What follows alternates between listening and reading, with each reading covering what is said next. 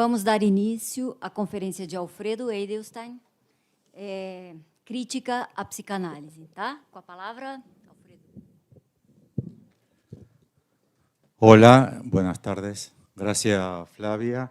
Bueno, primero, dos disculpas. La primera por no haber podido participar de la primera parte de las jornadas. Y la segunda, que es la peor, que no traduje mi conferencia al portugués. Voy a intentar decirla lo más lento y lo más claro en la modulación, porque era muy extenso para traducirlo. Bueno, introducción. O sea, lo dividí en varias partes. A es introducción. El psicoanálisis, desde sus orígenes, ha asumido una postura de defensa, incluso antes de recibir ataques. Esta fue la posición característica de Freud: defender en sus escritos al psicoanálisis frente a un juez imaginario. Yo propongo sostener la actitud contraria, o sea, criticar al psicoanálisis, criticar a Freud, criticar a Lacan y así sucesivamente.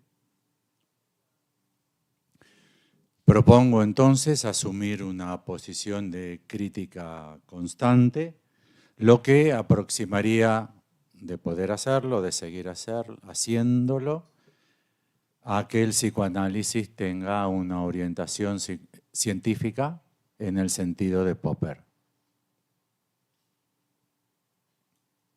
La crítica que voy a proponer hacer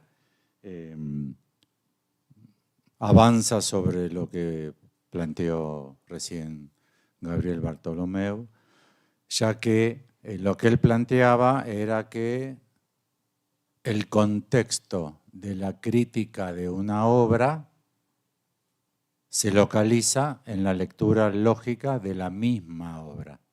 Yo voy a proponer otro método.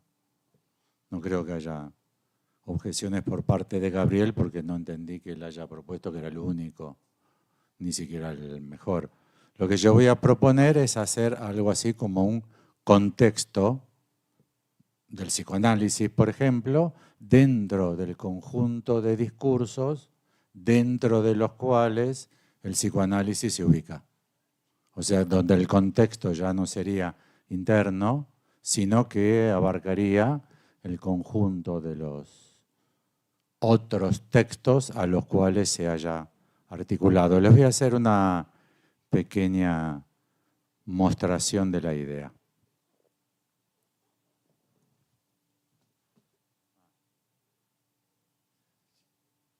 Pero no tengo más manos.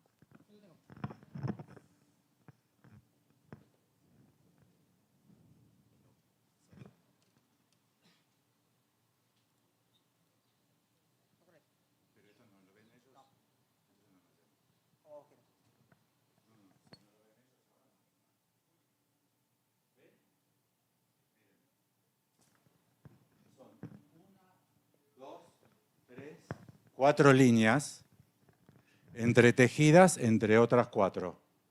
¿Ven? Es una red. Esto es una red que a su vez está articulada a otra red, la del medio, que tiene la misma estructura. Son cuatro líneas tejidas con otras cuatro, que a su vez tienen una tercera. Supongan que esta red es la enseñanza de Lacan. Supongan. Donde podríamos tomar un concepto, por ejemplo el concepto de yo, y ver que Lacan lo plantea así, así, así y así en la diacronía de su obra. ¿Sí? También podríamos considerar en la sincronía cuáles son los otros conceptos que junto a yo hace falta tomar en cuenta para que el yo sea un concepto dentro de una teoría. ¿Se entiende, no? Una textura bidimensional, metáfora y metonimia si quieren, sincronía y diacronía, ¿ok? Ahora, el concepto de yo, ahora lo vemos en rojo, esto era en blanco. en rojo. Me paso a esta línea. El concepto de yo de Lacan, que está en conjunción con todos los otros conceptos, sujeto, otro, también se articula al concepto de yo de Freud. ¿Entienden? Pero el concepto de yo de Freud, que está en esta segunda, para poder leerlo, hay que contextuar al yo dentro del conjunto de la obra de Freud, que es toda esta red. ¿Me siguen? Entonces, cuando uno dice texto, no hay que perder de vista que un texto es, por ejemplo, el conjunto de los dichos de un paciente. Ya el conjunto de los dichos de un paciente son en realidad algo en función de una escucha, porque no es la desgrabación automática de todo lo que ha dicho durante 10 años en una sesión por semana, lo que sería 22.000 páginas. ¿Se imaginan? ¿Vieron las películas de abogados? Donde el abogado de los malos de la corporación traen 4.000 cajas de papeles y el pobre abogado de izquierda que defiende a la población contaminada dice, no, pero yo no lo puedo leer. Eso no lo puedo leer. No como yo 4.000 cajas de folios. Entonces, eso ha sido recortado de alguna manera. Esa manera en la que ha sido recortado, por ejemplo, el discurso psicoanalítico, arma texto con esto. Lo que yo les voy a proponer es leer al psicoanálisis como si fuese este texto, como si fuese la propuesta de Bartolomeu, leer este nodo, leerlo en función de todos los otros nodos que se arman con los vectores. Pero esto, si fuese el psicoanálisis, les propongo localizarlo. Esta capa, si es el psicoanálisis, les propongo con qué otras vale la pena articularlo. No les voy a proponer que vale la pena articularlo con los resultados de los partidos de fútbol de la Copa Europea de Fútbol durante el siglo XX, que es un texto del cual yo no sé nada, por ejemplo. Nada. No sé ni siquiera si existe tal Copa Europea. Debe haber alguna liga, no se van a perder el negocio. Pero diríamos, no. Ese texto no. ¿Entienden? Lo dejamos por fuera. Y un montón de otros discursos dejaremos por fuera. Con lo cual ya es un acto de lectura establecer cuáles son los otros textos que hay que referenciar al texto que ustedes quieren referenciar. Si es muy abstracto. Si este fuese el texto de un analizante, seguramente ustedes necesitarán articularlo a otros textos, por ejemplo, la historia de esa familia, o la historia de esa persona, o la historia del síntoma. ¿Se entiende? Hasta ahora se había propuesto leer bien esto en su estructuración íntima, interna. Yo le voy a proponer ahora otra lectura, que es en contextos donde el psicoanálisis se ubica, ya que quizá el psicoanálisis piensa determinadas cosas por las posiciones que asume respecto a los conflictos que se establecen en una sociedad, en una cultura. Para ello hay que leer quizá antropología, sociología, filosofía. ¿Ok? ¿Se entendió? Este es tuyo.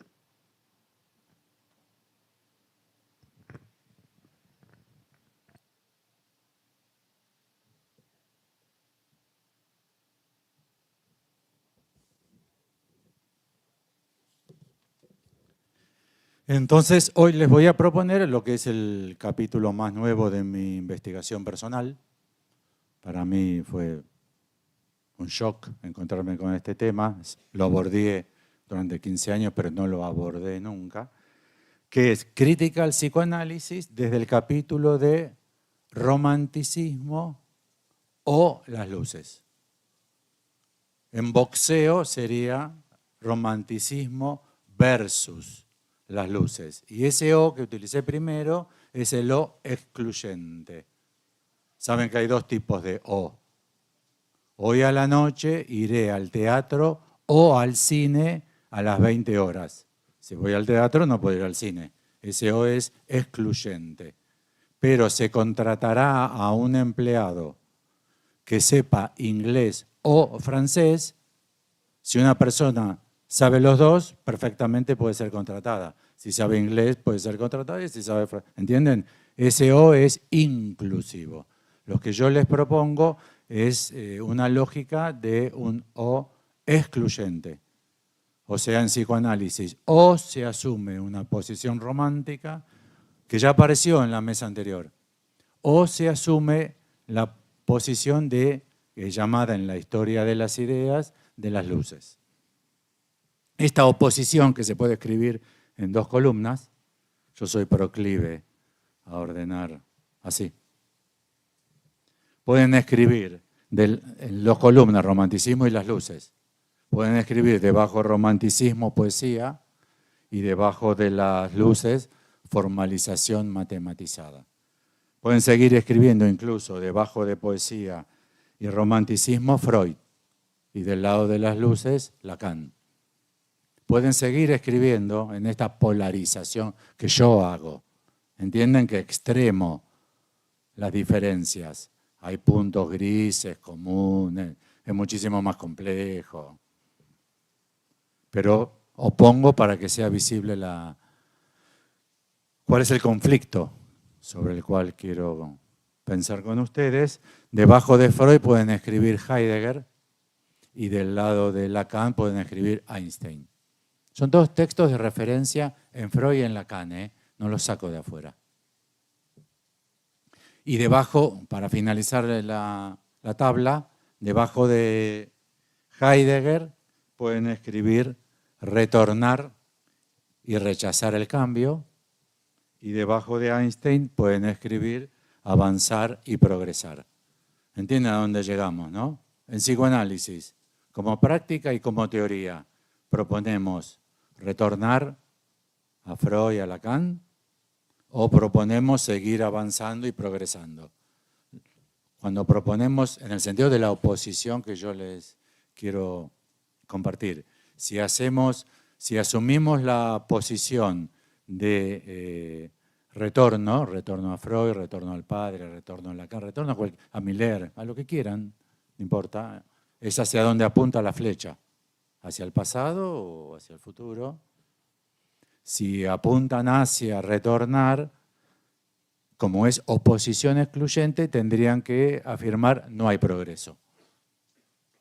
Muchos intelectuales, muchos psicoanalistas sostienen que no hay progreso, que vivimos en un mundo, en una historia, en un universo que es circular.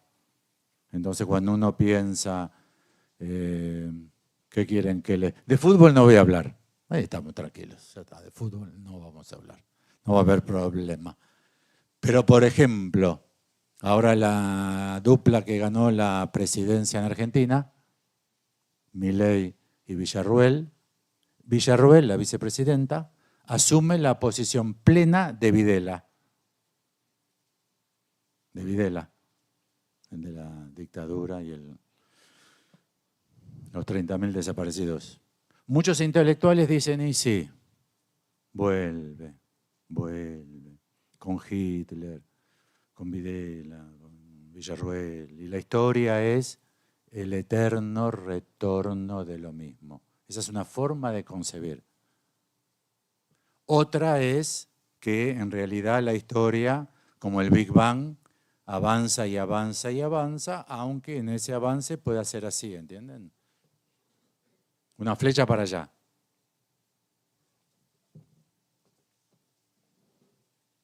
Este es un modelo.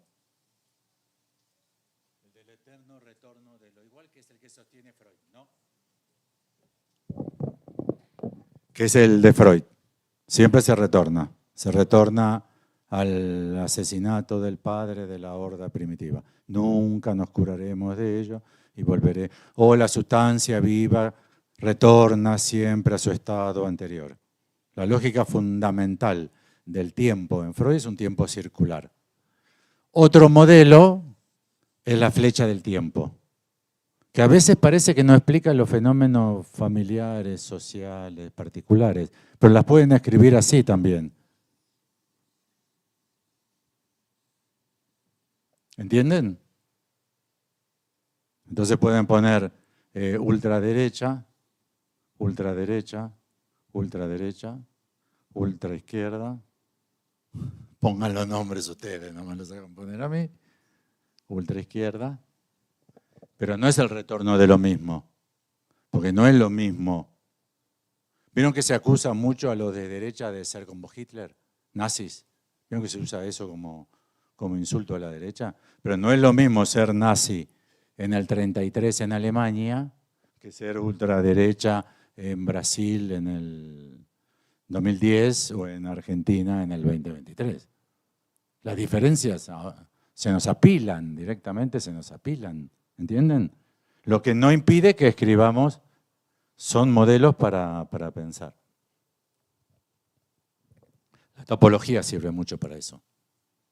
Te brinda recursos de escritura que te puede hacer pensar problemas que, por ejemplo, en geometría euclidiana, que es lo que arma nuestra cabeza, no se resuelven. ¿El inconsciente está adentro o afuera? No, adentro. Cada uno tiene su inconsciente. Bueno, macanudo, está adentro. Y si está adentro, yo como analista, ¿cómo lo sé?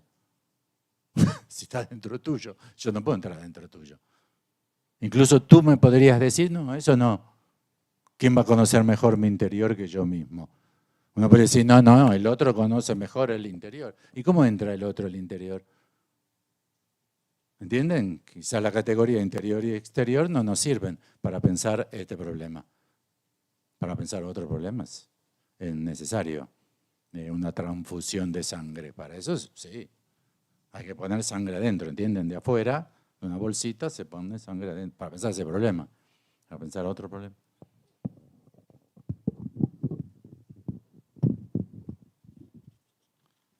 Bueno, en este contexto, que es el contexto que yo vengo trabajando en los últimos 10 años, que es, bueno, está bien, Freud, Lacan, Miller, está bien, esto ya está.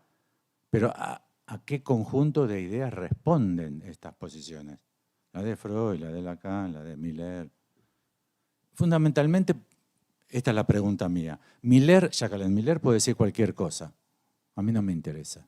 Verde, azul, amarillo, blanco, no hay negro, puedo decir. No me importa eso. Lo que sí me importa es que miles y miles de psicoanalistas adhieran a esa idea. ¿Entienden? Porque si miles y miles de personas adhieren a eso, en esa idea hay algo potente. ¿Entienden? El problema no es Milei y Villarroel. Son dos personas cualquiera, yo ni siquiera las califico. No voy a leer sus libros, no los voy a estudiar. Pero el 55% de los votantes argentinos lo votaron. Quiere decir que en esas ideas hay algo, ¿entienden? Yo lo pienso a Miller, lo pienso a Lacan, en la medida de, bueno, pero si se hace hegemónico el movimiento psicoanalítico, los psicoanalistas estaban esperando las ideas de Miller para, ¿no? De hecho, se abrieron grupos millerianos en lugares donde nunca antes había psicoanálisis. Ni la IPA estaba, nada, en lugares de ciudades de China, de la India, lo demás, con lo cual entienden la potencia de esa idea, porque quizás Jacqueline Miller no fue nunca a esos lugares. Son las ideas que de pronto... En ese sentido, hoy les voy a proponer entonces romanticismo o las luces. Romanticismo o las luces, que es un tema poco conocido por nosotros como tal, especialmente como versus, oposición, como excluyente, tiene que ver con un contexto de ideas muy amplio. Hice un punteo, yo, breve, violento, agárrense del pasamanos, y después vemos qué hacemos. Para ubicar romanticismo y las luces, ¿en qué? Bueno, primero, época, o sea, tiempo. Esto arranca a finales o mediados del siglo XV. La problemática en la cual se inscribe el romanticismo o las luces, finales del XV, conquista de América, la invención de la imprenta por Gutenberg, o sea, los caracteres, que hizo que no importa Gutenberg, lo que importa es que el libro, por primera vez en la historia de la humanidad, hizo y había libros por todos lados. Antes había copistas, manuales, con la pluma de ganso, con tinta. Bueno, esto viene para colmo como consecuencia del Renacimiento italiano y la Revolución Científica.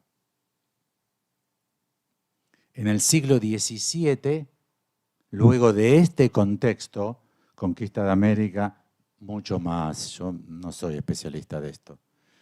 La invención de la imprenta, la reforma protestante, el advenimiento de una diferencia religiosa absolutamente esencial a este movimiento, la reforma protestante del XVI, Lutero,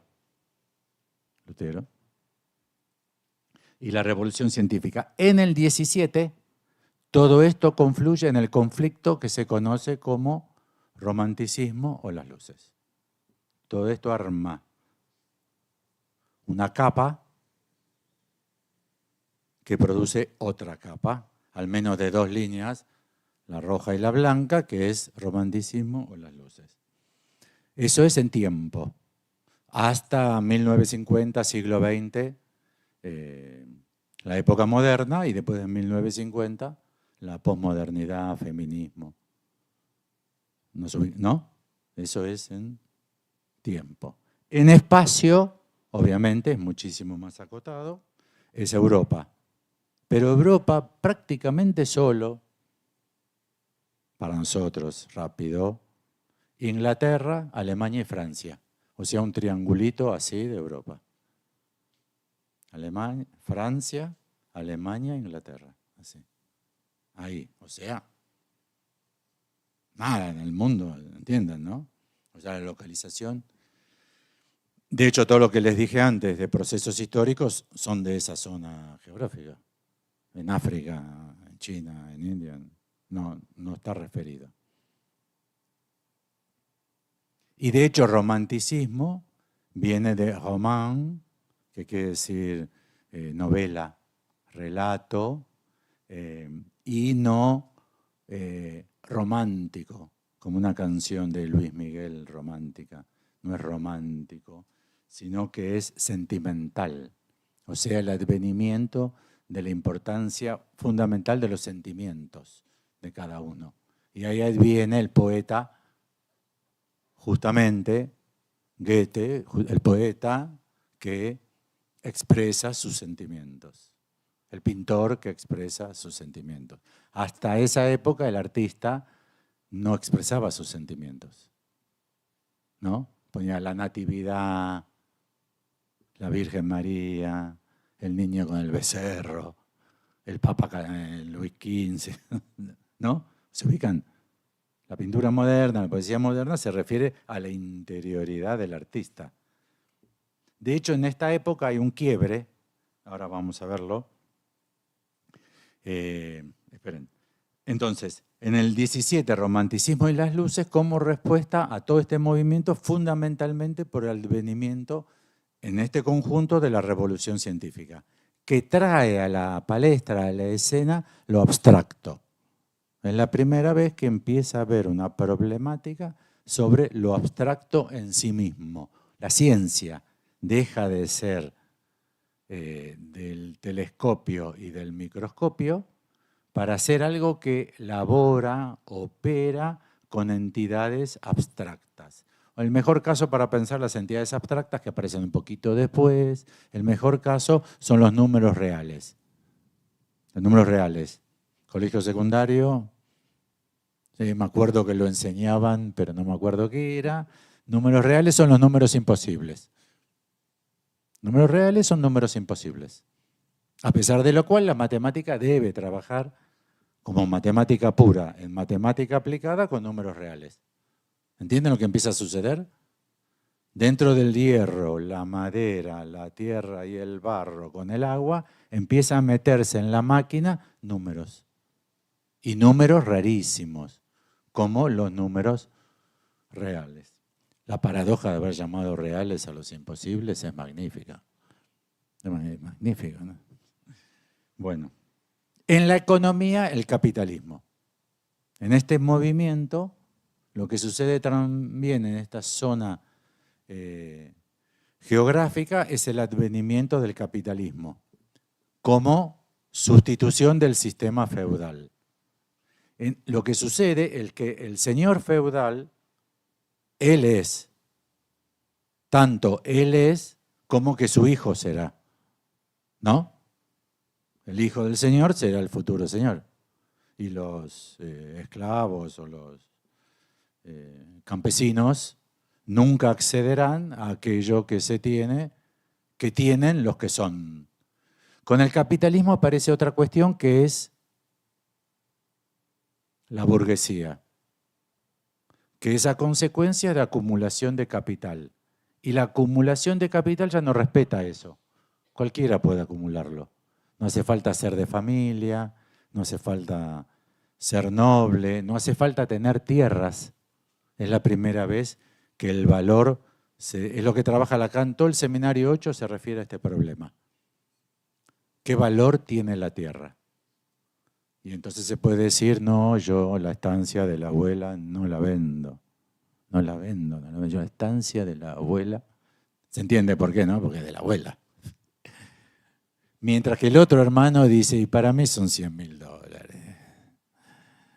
Vendámosla, son $100.000. Yo que cambio el departamento y mando a mi hijo al colegio privado.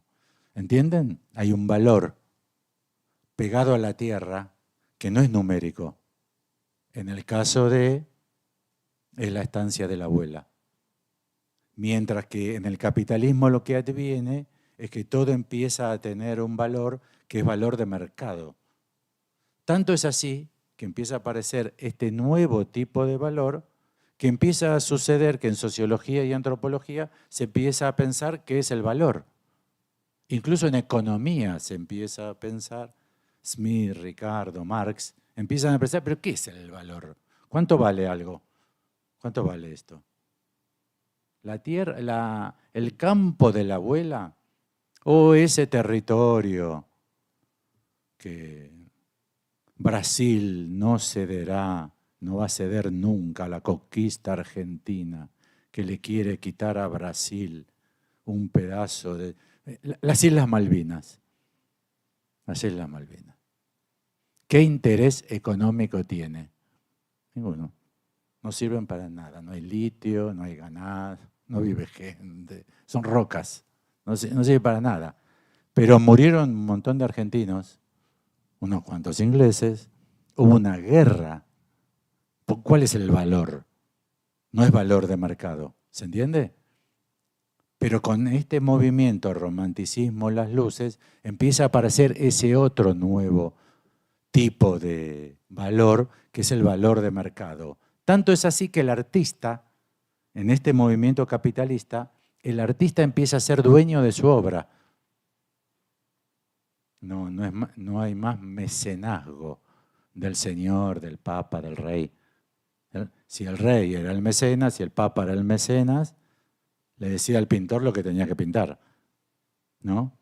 En este movimiento histórico, pero de tan amplias raíces, lo que empieza a suceder es que el artista empieza a ser dueño de su obra. Si quiere la vende, si no quiere no la vende. ¿Y cuánto vale la obra? Y un valor de mercado.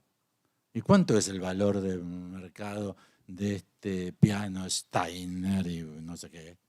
¿Cómo se hace? Llamás a un tasador, ¿se entiende?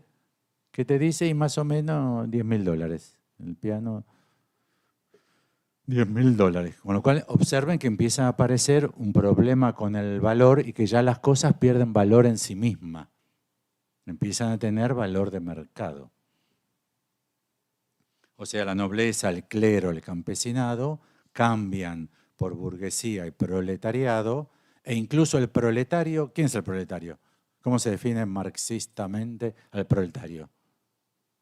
Aquel que vende su fuerza de trabajo.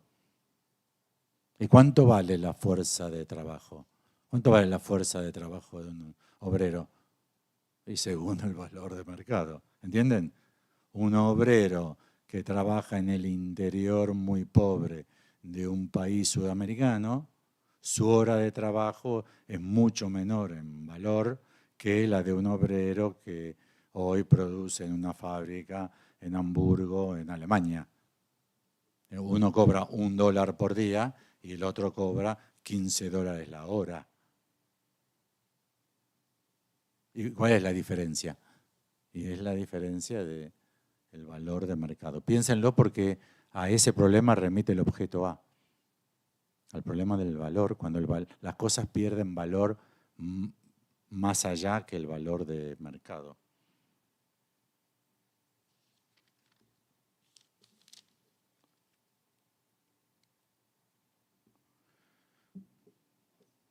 Bueno, esto se acompaña también con el surgimiento de los estados nacionales democráticos, el moderno liberal, que implica poder legislativo, poder ejecutivo, poder judicial, o sea, la política, más el cuarto poder, que es la prensa, hoy son los comunicadores sociales. Y que también hay que pensarlo porque introduce en las sociedades que padecen esta transformación una forma novedosa de una barradura del otro. ¿Quién tiene el poder en un sistema democrático? Vieron que es circular, ¿no? Que este poder requiere del otro poder para dar el paso, este poder requiere de este poder para dar el paso, pero el primero puede enjuiciar al último. En Argentina hay un sector del gobierno todavía que le está haciendo juicio a la Corte Suprema. Se dan cuenta que no es suprema entonces, ¿no? Si el Ejecutivo le está haciendo un juicio al Poder Judicial en la forma de Corte Suprema, ya no entiende que no hay valor supremo como había con el rey o como había con el Papa. La democracia implica una forma novedosa de esto.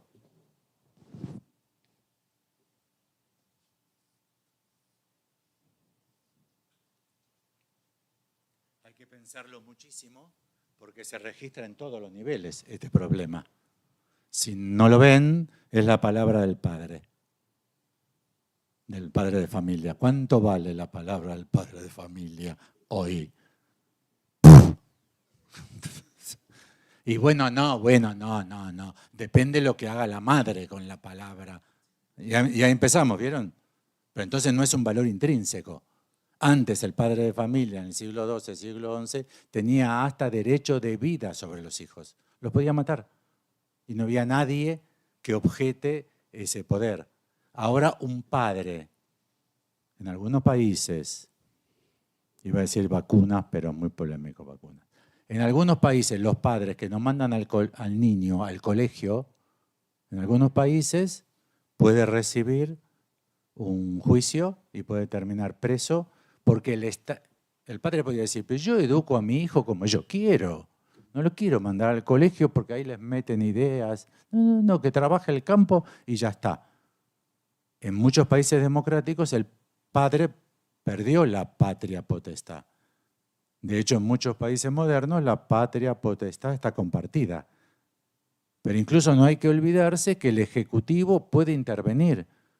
Un vecino puede hacer denuncia de que se escucha mucho, que le pegan y maltratan a un niño que muchas veces fue al hospital y entonces hace la denuncia y el fiscal manda a la policía y la policía arresta a los padres. Y los padres pueden decir, es nuestro hijo, yo hago lo que quiero. No, entiendan que no. A su vez, un juez puede intervenir y decirle al fiscal que reintegre al niño a esa familia porque fue mal. ¿Entienden que no hay ninguno que tenga un poder total? Eso es propio de la modernidad también. Finalmente, el individualismo, o sea, los derechos individuales. Todo este paquete, en psicoanálisis está en juego, todo esto está en juego, todo este paquete implica entonces el surgimiento de los derechos individuales. La Revolución Francesa, protestantismo, el capitalismo, donde cada uno es dueño de sí, ¿no? Yo voto lo que quiero, voy a trabajar de lo que quiero, me muero de hambre si quiero, porque yo soy dueño de mí mismo. Pero si yo soy dueño de mí mismo, eso significa que han caído los poderes que había hasta esta transformación total de Occidente, que pueden ser la iglesia, el señor feudal, el padre de familia, la nobleza. Todo eso ha caído. En lo que nos importa a nosotros más, iluminado con linterna, en lo que ha caído es el aristotelismo. El aristotelismo se constituyó en la base del pensamiento científico durante 2000 años. Y en este proceso ha caído el poder indiscutido del aristotelismo. Si piensan en Copérnico, Galileo, Giordano Bruno, ustedes se lo imaginan contra la Inquisición y los padres de la Iglesia. Pero los padres de la Iglesia sostenían el Nuevo Testamento. Pero para explicar el movimiento de la Luna y de la Tierra,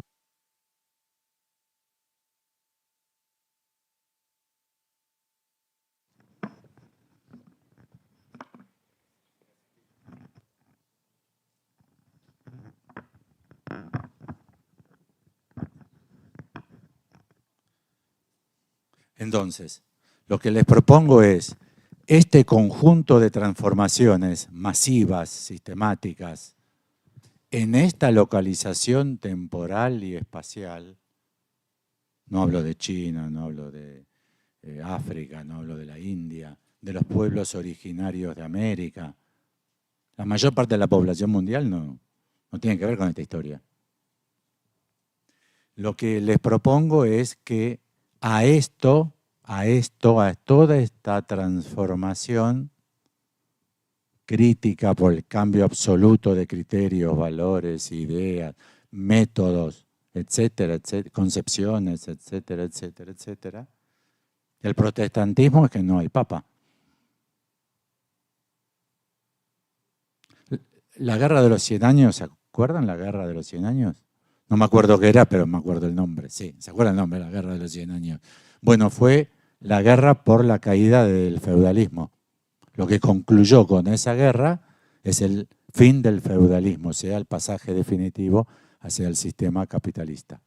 Francia versus Inglaterra.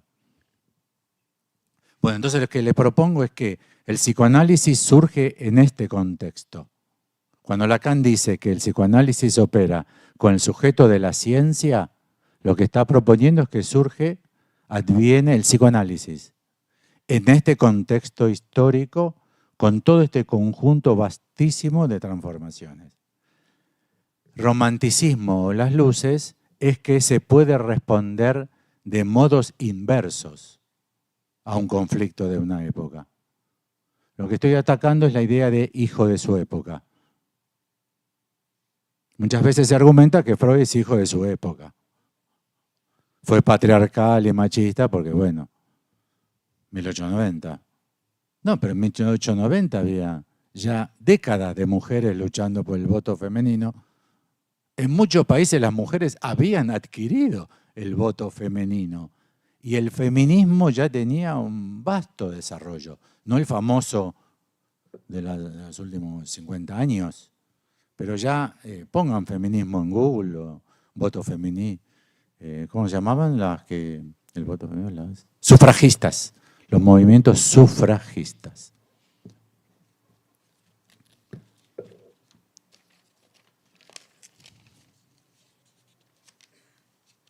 Estoy buscando una referencia. Para una historia política de la raza, del racismo, ¿no? Jean-Frédéric Schwab, S-C-H-A-V. Magnífico, magnífico, magnífico. 2019 se publicó en español, me olvidé de escribir la editorial, pero bueno, la sacan por internet, 2015 en francés. Es lo que señala es que el Ku Klux Klan, lo ubican, KKK, Ku Klux Klan, el movimiento de asesinar afrodescendientes y hombres y violar a mujeres afrodescendientes, eso tan vigente hoy en Estados Unidos, surge en el mismo momento que hay abolición de la esclavitud. No estaba de antes. No había asesinato de afrodescendientes y violación de mujeres afrodescendientes. Había esclavitud. Pero apenas se produce, después de la Guerra de la Secesión, la abolición de la esclavitud, que es así, sea lo que sea, es un giro así, sincrónicamente se produce el giro inverso, el Ku Klux Klan, asesinar negros. Tanto es así que vieron que los afrodescendientes estaban localizados fundamentalmente en el sur de Estados Unidos por las algodoneras. Traían esclavos de África al sur de Estados Unidos, Mississippi, porque ahí estaban las plantaciones de algodón y los traían para trabajar como esclavos en las poblaciones de algodón. Pero los asesinatos, cuando empiezan, lo que producen es que los afrodescendientes se van a todo Estados Unidos, Nueva York, Boston. ¿Por qué? Porque escapan del Ku Klux Klan. O sea, en el mismo momento en que empiezan a ser libres, en ese mismo momento, en un movimiento inverso, empiezan a asesinarlos y perseguirlos. ¿Se ve? Entonces lo que les propongo, que a este movimiento conjunto de el centro de Europa inscripto en todas estas transformaciones, lo que hay como respuesta es un par de movimientos contrarios. Las luces, el racionalismo o el romanticismo.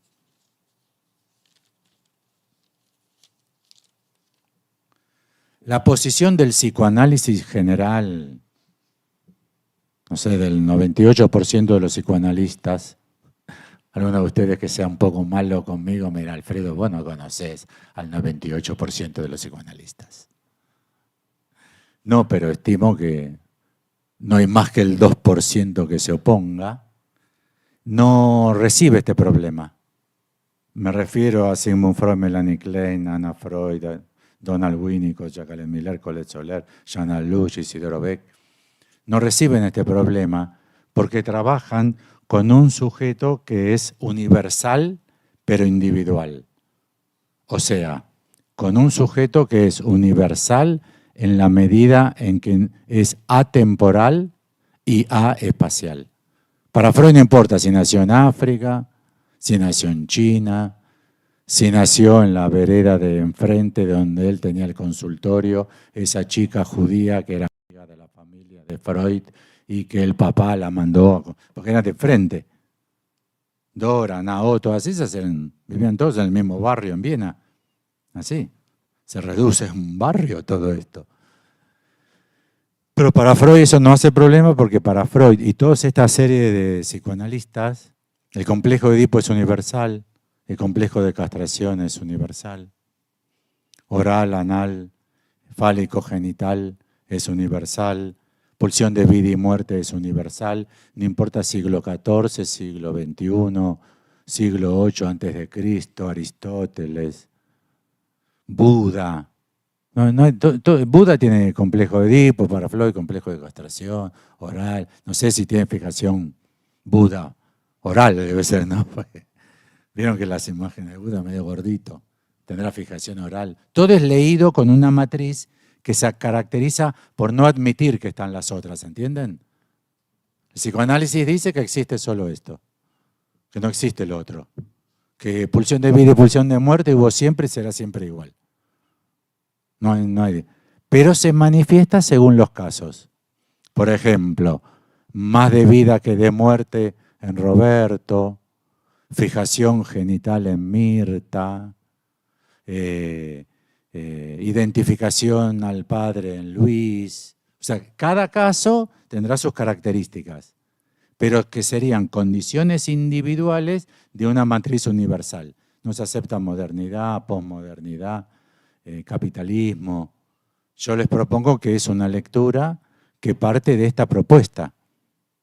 ¿Entiendes? Es una postulación, es una petición de principios de todos estos psicoanalistas que dicen que todo sujeto humano, desde la horda primitiva, todos tendremos culpa por el asesinato del padre.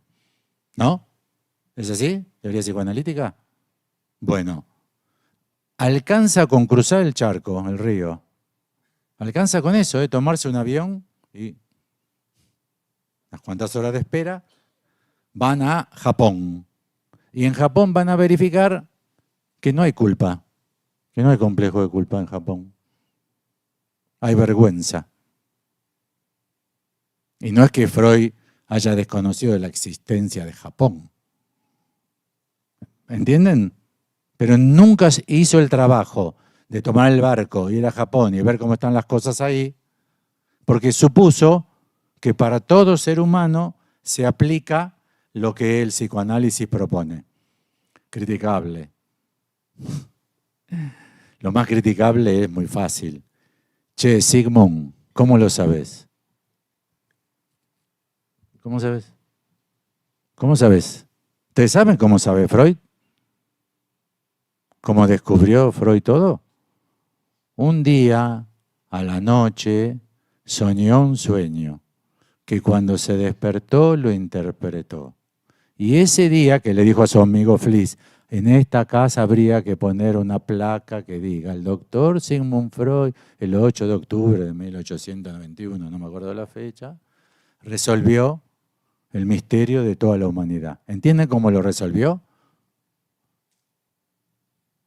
Con él, su autoanálisis. Es lo que sabemos todos, ¿eh?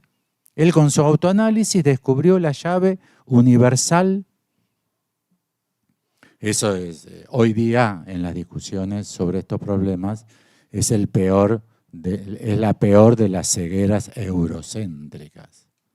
Suponer que todo el mundo es o debe ser como los vieneses de fin de siglo.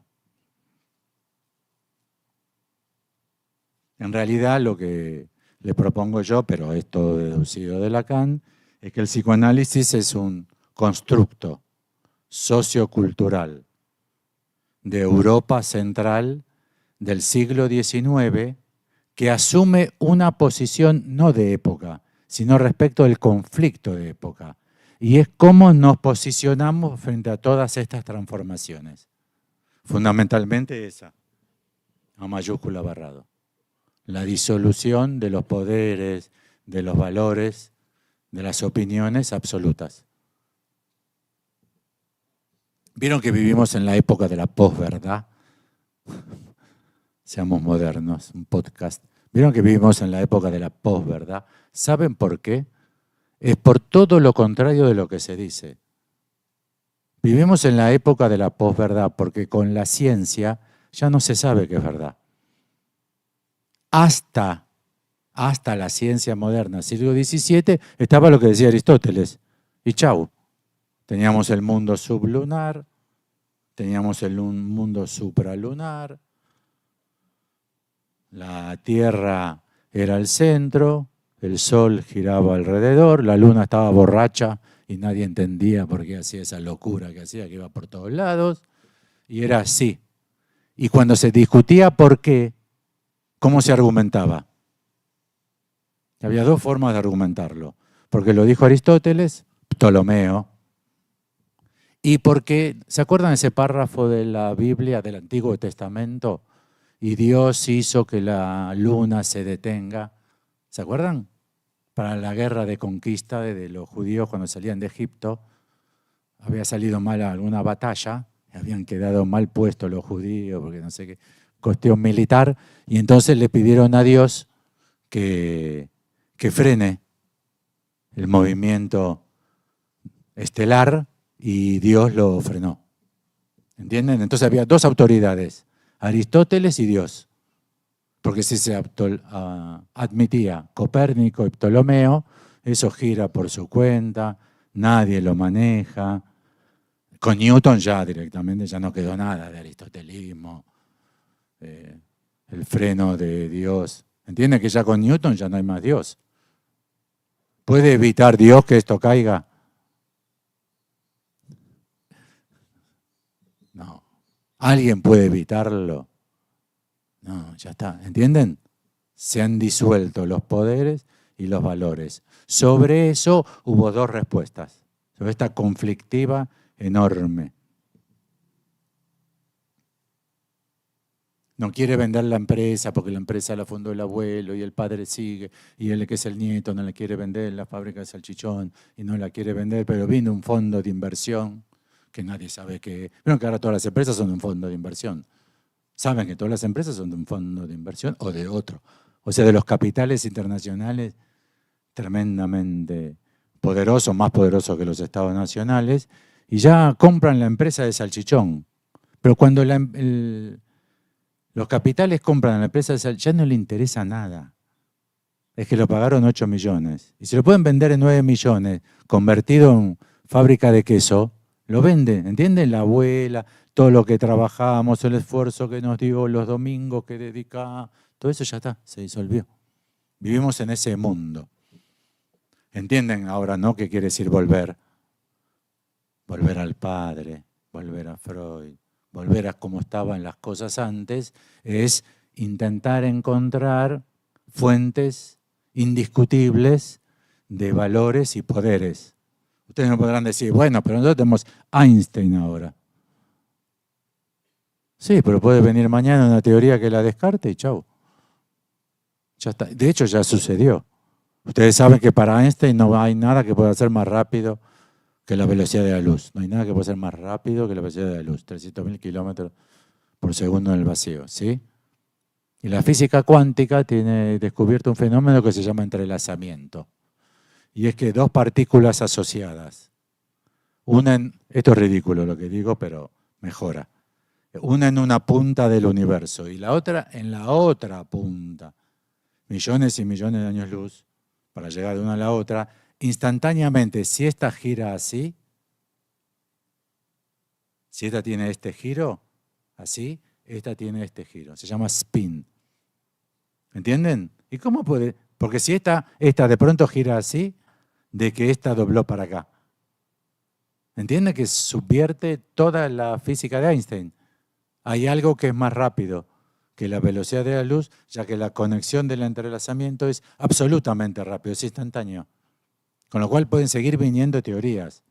¿Escucharon hablar de la teoría de supercuerdas? ¿Sí? Parece que no. Sí, parece que no dio los frutos que se esperaba que dé, no generó experimentos, investigaciones y nuevas ideas, entonces parece que es una idea que no va.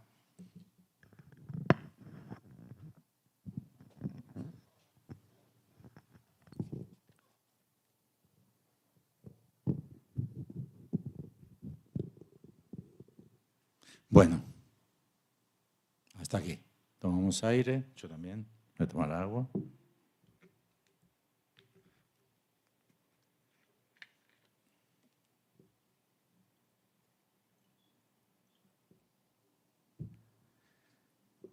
En el psicoanálisis, Jacques Lacan es el primero que introduce un sistema de concepciones, primero y quizá único en toda la historia del psicoanálisis, que introduce un conjunto de concepciones que permite pensar esto. En todas las otras concepciones, Colette Soler, Jean Alush, Isidoro Beck, o sea, psicoanalistas activos, plenos de producción teórica, discípulos, escuelas y qué sé yo, pasando por Anna Freud, Melanie Klein, Donald Winnicott, Freud, Anna Freud, o sea, el arco completo, ninguno salvo Lacan produjo la idea que el psicoanálisis está esencialmente determinado por su época, que es sujeto de la ciencia. El psicoanálisis practica con el sujeto de la ciencia. Todos aquellos posibles analizantes que no participen de este conjunto amplio pero bien articulado de transformaciones, el psicoanálisis no sabrá cómo practicar con ellos. Por ejemplo, es fuerte esto, ¿eh? Por ejemplo, Signorelli, ¿se acuerdan el lapsus de Freud en el tren?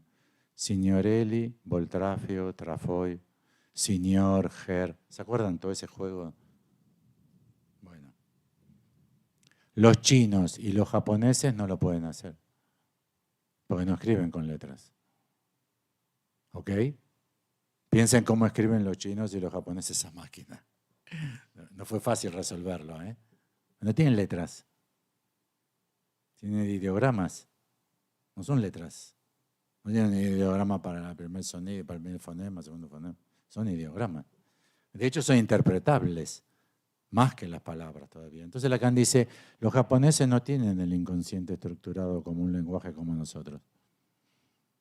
Cosa que en Freud no se puede decir, porque los japoneses, varones, tienen rivalidad con el papá, quieren tener relaciones sexuales con la mamá, quieren matar al hermanito, el cuento. Para Freud no cabe esa diferencia. Recibe un japonés. Incluso Lacan cuenta la anécdota que 3 africanos que estudiaron medicina fueron a París, o estudiaron medicina en París, seguramente, se fueron a analizar con él. Y él dice, pobres, como se vinieron a analizar conmigo, creían que tenían Edipo. Y dice, no, ellos tienen otra mitología. No sé cuál será. No sé, será la que corresponda a la zona de África y a la etnia de esa zona, que no es la misma que todos, y a esa lengua. Pero no, o sea, ni el inconsciente estructurado como un lenguaje, ni la culpa, ni la letra que decíamos antes, el significante como letra. Todo eso no se aplica. Hay que empezar a pensarlo para la decolonización del psicoanálisis. De que nosotros acá, en el cono sur, especialmente los argentinos en el cono sur de América Latina, que para muchos es allá al fondo. Ah, sí, claro, sí, claro. La capital de Argentina, Río de Janeiro, ¿no? O sea, ¿no? Sí, ¿no? La capital de Argentina es Río de Janeiro, sí. No, yo conozco mucho de eso. Es en el fondo eso. Nosotros sostenemos una teoría absolutamente eurocéntrica. Absolutamente eurocéntrica. Pista para pensar. ¿Cuánto tiempo me queda? Ya perdí yo la localización. ¿A qué hora tiene que terminar esto? ¿Alguien me puede decir? ¿Queda 1 hora? Ah, estamos de lujo. Pista. Si no están agotados, seguimos. ¿Por qué se pregunta en psicoanálisis así abierto? ¿Por qué se pregunta el lugar de la formalización en psicoanálisis? A mí me invitaron ya 100 veces a dar conferencias de ¿y por qué la formalización en psicoanálisis? En, no sé, 20 países distintos, en 50 ciudades distintas. Con el mismo tema, ¿eh? ¿Qué lugar tiene la formalización en psicoanálisis? Es una pregunta. Bueno, cuando surge una pregunta, si uno mira el contexto, hay que estar muy atento por qué no surge la pregunta asociada. ¿Se entiende? Si los 2 padres le pegaban, ¿por qué siempre se queja de que uno le pegaba? Si el otro también le pegaba, ¿entienden? Pero habla solamente de que uno le pegaba. Pero si trabajamos con la teoría del significante, lo que hay que preguntarse es, ¿y el otro? ¿Por qué no dice lo otro que está tan participa tanto como de lo que usted habla? ¿Por qué no habla de lo otro? Para eso tengo que estar yo escuchando. Yo tengo que estar escuchando que siempre habla que los 2 le pegaron por igual y se queja de uno. No me dan los números. Si los 2 le pegaban por igual. No, pero mi hermano mayor me pegaba para educarme y mi hermano menor me pegaba por rivalidad. Lo revisamos mejor, ¿no? ¿Entienden? Esa explicación así para cerrar, mejor quizá abrirla. ¿Por qué tolera los golpes de uno y no admite los golpes del otro? ¿Saben por qué? Es un tema interesante. Porque si toleramos los golpes de uno, puede terminar siendo el caso de una mujer golpeada. ¿Entienden? Que de algunas personas se toleran los golpes. ¿Sí? ¿Por qué de algunas personas? ¿Entienden? Esto en red. Bueno, ¿por qué formalización en psicoanálisis versus las preguntas que no se hacen es ¿y por qué se analiza el hombre de arena de Hoffman? ¿Vieron que Freud analiza el hombre de arena de Hoffman? Freud, Hoffman, 1816, lo tienen, ¿no? El hombre de arena en Argentina es como el hombre de la bolsa. No sé qué tienen acá. A la noche, si no te vas a dormir temprano, va a venir el hombre de la bolsa y te va a llevar. En 1816 en Europa era, si no obedeces va a venir el hombre de la arena, que era así. Horrible, era peor que el hombre de la bolsa, me parece. Que tiraba arena en los ojos de los chicos y le sacaba los ojos. Uf, horrible. Ustedes deben tener algo para asustar a los chicos. Aparte del palo, deben tener algo más abstracto para asustar a los chicos. Bueno, escuchen. Freud citó todos poetas románticos, sumen. Poetas románticos. ¿Por qué topología? ¿No? Esa pregunta está. Ahora, ¿por qué no?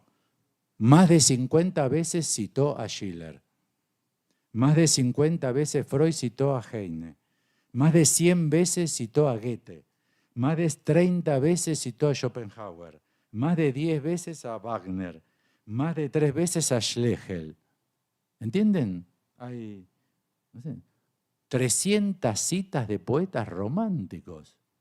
No cabe la pregunta de, che, ¿qué tiene que hacer el romanticismo en psicoanálisis? Si se fijan más precisamente, no sé si tienen un buscador de Freud. Cuando ustedes ponen en la obra de Freud, con un buscador ponen Heine o Schopenhauer. Si tuviesen, hay muy buenos buscadores de Freud. Algunos son disponibles públicamente, si no los tienen se los pasamos. Todo Freud en español. Pero ustedes buscan cualquier palabra y les aparece todas las veces que hay. Y pueden buscar cada vez que lo dice. Van a ver que las principales fundamentaciones de las teorías más raras de Freud, o las más específicamente psicoanalíticas, son así. Y como dijo el poeta, chiqui, chiqui, chiqui, chiqui. Y como dijo el poeta, chiqui, chiqui, chiqui, chiqui. O sea, fundamenta con una cita de un poeta romántico. ¿Vieron que es algo no visto? Ustedes, no sé, si ustedes lo vieron, yo no lo había visto. No había visto la presencia masiva de poetas románticos en la obra de Freud. Así como tienen la presencia masiva de formalizaciones matemáticas y matemas en Lacan, como ese.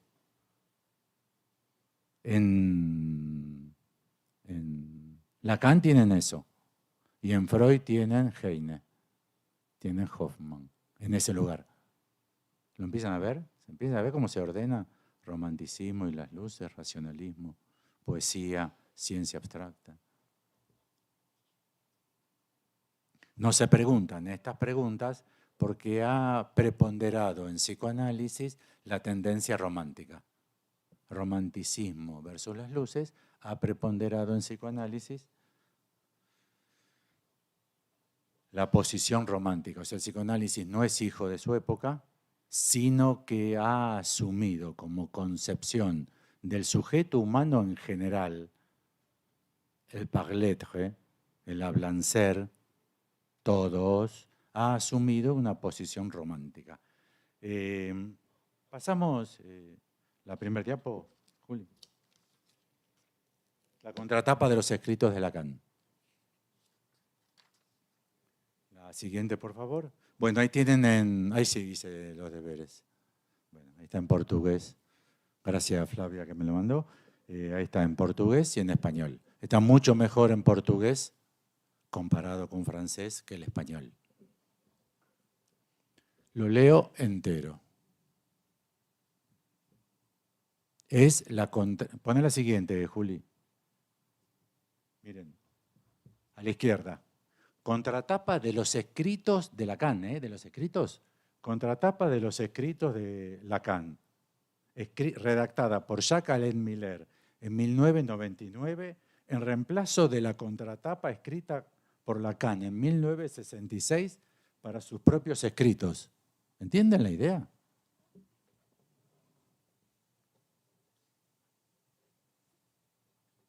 Muy bueno, recomendable, un precio excelente. No saben lo que es. Esto también lo tenemos en venta. También se vende todo. Bueno, supongan que esto lo hubiese escrito yo como conclusión del conjunto. Saben que los escritos no es un libro. Es una recopilación de artículos, conferencias, clases de seminarios. Rarísima la composición de los escritos. De hecho, es un estudio muy lindo ver qué puso, qué sacó, en qué orden lo puso, cómo cortó, qué puso primero, la carta robada. Hay una maniobra de Lacan fuertísima ahí. Y Lacan pone como contratapa un texto especialmente redactado para sus escritos. En el seminario donde lo refiere dice, y se habrán dado cuenta que yo escribí la contratapa de mis escritos. ¿Quién si no podía haber escrito eso? Dice Lacan de sí mismo. Miller lo sacó. Miller lo sacó. Sacó la contratapa de los escritos que Lacan escribió para sus escritos. Y pone Lacan arriba y Lacan abajo, ¿ven? ¿Ven que es un producto ideal para comprarte una cosa trucha, una cosa mal hecha, una cosa falsa? ¿Ven que pone Lacan arriba y Lacan abajo? Bueno, la primer mitad la escribió él. El parrafito que está antes cortado por el punteado lo puse yo. ¿Sí? El primer parrafito es de una entrevista que le hizo Granzotto, una periodista italiana.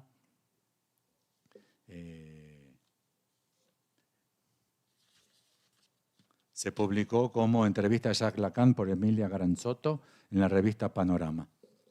Está en internet, si la quieren, en italiano, en francés. Miller quitó la contratapa de los escritos. Esto es para... Puso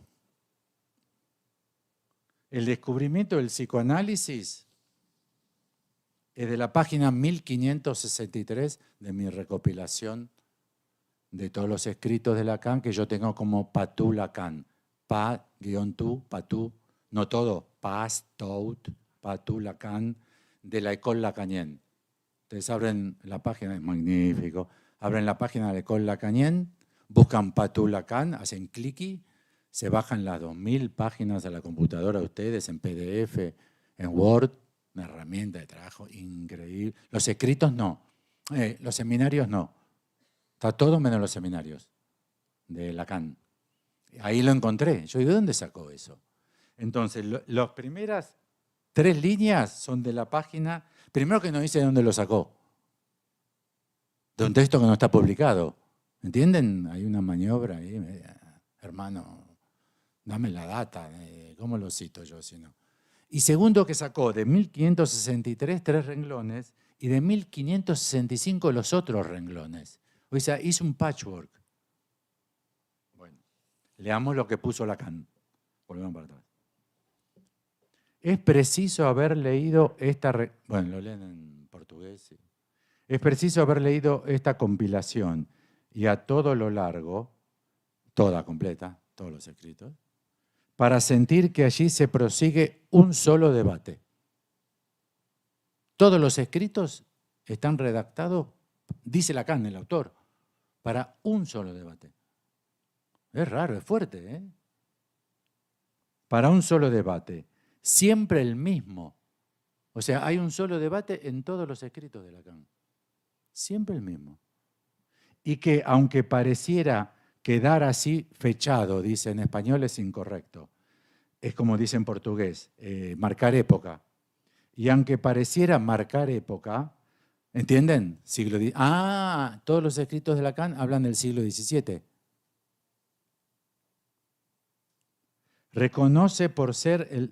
Se reconoce por ser el debate de las luces.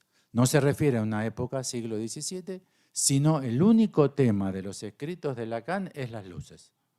Ustedes si buscan en internet, en Google, para saber un poco de qué se trata, tienen que escribir las luces, no luces. Todo junto, comillas, las, espacio, luces, las luces. Y es que hay un dominio en que la aurora misma tarda, el que va de un prejuicio, del que no acaba de desembarazarse la psicopatología, del que va de un prejuicio a la falsa evidencia de la que el yo reclama un título por ostentar la existencia. O sea, y es que hay un dominio, están las luces, un debate que es las luces, y es que hay un dominio en el que la aurora misma tarda, o sea, no amanece, no comienza el día, no comienza la aurora. Tarda, y el que va de un prejuicio, a la falsa evidencia, ¿de cuál es el prejuicio? cogito ergo sum, por ejemplo, el yo, el prejuicio de que existe un yo, todos tenemos un yo, a la falsa evidencia de la que el yo reclama un título para ostentar la existencia. ¿Entienden? Como yo recibo un título, existo. ¿Se entiende? Bueno, a la noche va a venir el lobo feroz. Como yo le pongo el título, lobo feroz, por eso mismo, eso existe, que es el yo, que es de lo que no se termina de desprender la psicopatología. Lo oscuro pasa allí por objeto. ¿Entienden? ¿Qué es lo oscuro? El yo. ¿Ustedes saben qué es el yo de ustedes? De verdad, ¿eh? Cuando están solos, así frente al espejo, así se miran al espejo. ¿Ustedes saben qué es vuestro yo? ¿Qué tiene? ¿Cómo se conforma? ¿Entienden lo que digo? Aunque sea arrancando por A minúscula prima. ¿Ustedes están convencidos, convencidas de que, por ejemplo, quieren algo porque lo quieren ustedes o porque lo tiene el otro? ¿Entienden lo que digo? Che, pongamos árboles. Che, pintemos la casa. Dale, compremos un coche. ¿Cómo sigue la frase? Todos tienen. Entonces, ¿vos querés el coche o porque todos tienen? Y cuando es, todos tienen, ¿dónde empezó? ¿Entienden lo que digo? O este empezó a hacerlo primero porque esta. No termina más. Esto no termina más para ningún lado. Esto sigue para allá, sigue para allá, esto sigue para allá. Sigue. Uno corta, como decía Ide. Hay que hacer un corte para que se convierta en algo analizable. El mundo entero no se puede analizar, pero sigue. Entonces lo que Lacan dice es que lo que brinda consistencia al yo es el valor que se da al oscuro. ¿Entienden? No, y justamente por eso vale mi yo. Porque no sé lo que quiero, no sé lo que hay adentro de mí. ¿Entienden? Ahí se empieza a valorizar lo oscuro. Es un texto este de Lacan, ¿eh? No es fácil de leer, yo lo leí como 30 veces. Lo oscuro pasa allí por objeto y florece con el oscurantismo que encuentra allí mismo sus valores.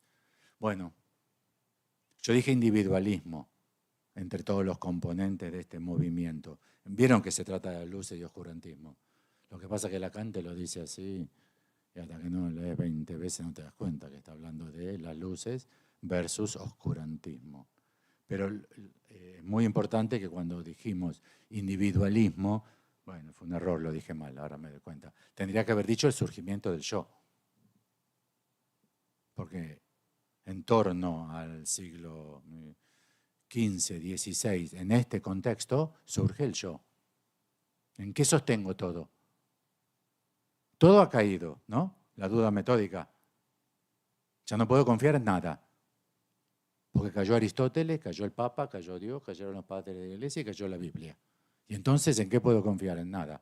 Y entonces, ¿cómo sigo si no puedo confiar en nada? ¿Cuál es la solución? Sí, puedo confiar en que si dudo de todo, es que yo dudo de todo. ¿Entienden? Entonces los valores que pongo a mi yo es lo oscuro. Yo les pregunté recién, ¿saben lo que saben? No. ¿Saben lo que quieren? No. El romanticismo es justamente valorizar eso, que adentro de todos nosotros hay un misterio insondable. ¿Que quién lo expresa? ¿Quién expresa el misterio insondable que hay adentro de todos nosotros? El artista. El artista expresa. ¿Vieron que los artistas saben antes? ¿Vieron que todo el mundo dice, no, ya? Siempre los artistas saben antes, porque los artistas son aquellos que están en contacto directo con ¿qué? Con lo oscuro que hay adentro de cada uno. Entonces Lacan dice, ahí se arma la oposición entre las luces y lo oscuro. ¿Qué lado asume Lacan? Las luces. Toda la psicopatología con el yo queda del lado del oscuro. Sigue el texto. Nada tiene pues de sorprendente que sea allí mismo donde se resista al descubrimiento de Freud, entre las luces y lo oscuro. el descubrimiento de Freud. Es tramposo este tipo, Lacan también te hace trampa. O sea, es un jugador que hay que desconfiarle porque te manda la carta y no te das cuenta que te mandó la carta. Nada tiene pues de sorprendente que sea allí mismo donde se resista al descubrimiento de Freud, término que se prolonga aquí con una anfibología. ¿Cuál término? ¿Cuál? Yo no escucho, sí. No. Si alguien dice, dígalo en voz alta, fuerte. ¿Cuál es el término anterior con este término? ¿Cuál es el término? El descubrimiento de Freud. Vuelvo a leerlo. Nada tiene pues de sorprendente que sea allí mismo, en el oscurantismo, donde se resista al descubrimiento de Freud. Término que se prolonga aquí con una anfibología. ¿Saben lo que es una anfibología? Una frase que se puede interpretar justamente en dos sentidos. Frases que se caracterizan por tener dos sentidos. No vamos hoy a lo de Carlos, ¿no? Si el otro te contesta sí, ¿qué dijo? Y si el otro te contesta no, ¿qué dijo? Bueno, el otro dice no. ¿No qué? No vamos hoy a lo de Carlos, ¿no? ¿Cómo se contesta esa frase? Si decís sí, no queda claro lo que decís. Que es no vamos o que vamos. Y si decís no, tampoco. Una anfibología son esas frases que tienen la virtud, el descubrimiento de Freud por Jacques Lacan. ¿Entendieron? Lo leo de vuelta. Hoy hablaban, algunos de ustedes les vendieron a otros de ustedes que había que hacer una academia de lectura. ¿No? En todas las sociedades analíticas tendría que haber una sección que enseñe a leer. Bueno, dale, hagámoslo, ahora. ¿Qué va a hacer? ¿Para qué lo vamos a dejar para mañana? Vamos a leer este párrafo, son 4 renglones. Nada tiene pues de sorprendente que sea allí mismo ¿dónde? Párrafo anterior, el oscurantismo. Lean el párrafo anterior. El oscurantismo, allí mismo es el oscurantismo. Nada tiene pues de sorprendente que sea allí mismo donde se resista al descubrimiento de Freud. O sea, en el oscurantismo se resiste al descubrimiento de Freud. Término que se prolonga aquí con una anfibología, o sea, con una interpretación de doble sentido. 2 puntos, el descubrimiento de Freud por Jacques Lacan. ¿Entienden que escriban el descubrimiento de Freud? ¿Qué quiere decir? Que Freud descubrió algo. Pero Lacan está diciendo, no, que él descubrió lo que hay en Freud. ¿La ven o no la ven? Lo leemos de vuelta, si no. Nada tiene pues de sorprendente que sea allí mismo donde se resista. Eso también es formación del analista. A veces hay que leer 200 veces algo.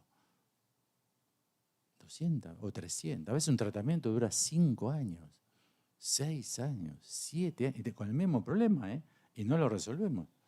Y intentamos leer 300 veces lo mismo y no encontramos la llave que abre la cerradura. Así que hay que tener paciencia, Hay que tener paciencia. Nada tiene pues de sorprendente que sea allí mismo, el oscurantismo, donde se resista al descubrimiento de Freud. El descubrimiento de Freud es un término que se prolonga aquí con una anfibología. El descubrimiento de Freud por Jacques Lacan. Escribe Jacques Lacan. Jacques Lacan está diciendo, yo descubrí a Freud. Yo descubrí lo que dice Freud. Si él descubrió lo que dice Freud, ¿Freud lo dice? Si Freud lo hubiese dicho, no hacía falta descubrirlo. No. Es jodido, pero un caso clínico de un psicoanalista no es menos difícil. No es menos difícil. El lector aprenderá lo que allí se demuestra, que el inconsciente, está mal en español, es lógica pura. El lector aprenderá lo que allí se demuestra, que el inconsciente es lógica pura. Dicho en otras palabras, del significante. No lo dijo Freud. Freud dijo huella anémica. Y huella anémica no puede ser significante, porque las huellas son de satisfacción o de insatisfacción. Si es un significante lo que inscribe, no puede ser de un valor. Depende de la cadena significante el valor que adquiera. A mi nietito, el más chiquito, tenemos un juego. Yo veo ahí que ya está yendo para allá donde hace una travesura y le digo, no, no, y él agarra, ¡pum! Y la hace. y se muere de la risa. Y yo lo veo de vuelta y digo, no, no, ¡pum! Bailo. Es un juego. Le digo 30 veces que no lo haga y a él le encanta hacerlo y a mí me encanta que lo haga y decirle que no. ¿Entiende? ¿Qué quiere decir no? Cuando yo le digo no lo haga, ¿qué le estoy diciendo? Dale, juguemos a eso, dale el golpe a la puerta que vas a romper todo lo... Porque hace ¡boom! Con la puerta, hace ¡boom! Con la puerta. Mi mujer dice, dale, la va a romper. Dale, déjalo. Y hace ¡boom! Con la puerta. Cuando yo digo no, es no. Pero es un buen chico, ¿eh? Si le digo no, dejate de joder, no lo hace, ¿eh? ¿Entienden que hay no y no? Entonces, ¿qué quiere decir no? Y depende del contexto. Increíblemente, a veces no quiere decir sí. ¿Ok? La epistemología aquí, no sé por qué si nos dejará. La epistemología aquí dejará siempre en falta, si no parte de una reforma que es subversión del sujeto. O sea, la epistemología, o sea, el estudio sobre el saber, lo que tiene que hacer es subversión del sujeto, o sea, sustituir al sujeto. ¿Cuál era el que teníamos antes? ¿Qué era el que teníamos antes? El yo oscuro del oscurantismo. Y ahora tenemos un sujeto significante que es el de las luces. ¿Sí o no? ¿Ven que se orienta? Su advenimiento, la subversión del sujeto, su advenimiento no puede producirse sino realmente y en un lugar que en el presente ocupan los psicoanalistas. A la epistemología, esta subversión del sujeto, sustituir yo pienso, luego existo, en portugués tienen que poner el pronombre de la primera persona al singular, o no hace falta como en español. ¿Alcanza con decir pienso, luego existo en portugués para que se sepa que yo? Bueno, en francés no. En francés hay que decir je pense, donc je suis. No se puede decir pense porque puede ser piensa el otro. Hay que poner en francés je pense, donc je suis. Entonces lo que Lacan dice es que hay que sustituir en la base de la epistemología moderna, la del individualismo del yo, ahí hay que poner al sujeto del significante, que es lo que Lacan descubrió, que es lo que Freud descubrió.